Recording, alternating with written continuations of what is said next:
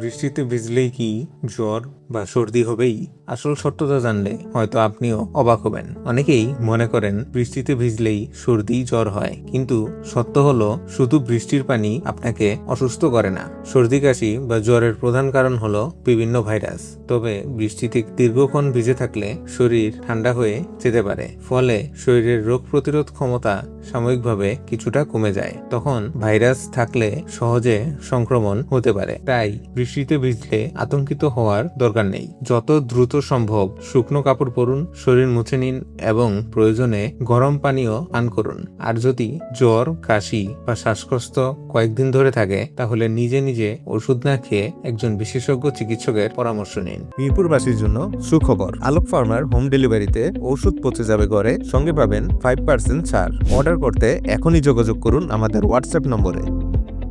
আপনার ও আপনার পরিবারের সুস্থতার জন্য আলোক হেলথ কেয়ার অ্যান্ড হাসপাতালের অভিজ্ঞ বিশেষজ্ঞ চিকিৎসক এবং আধুনিক ডায়াগনস্টিক সেবার উপর আস্থা রাখতে পারেন। সুস্থ জীবন,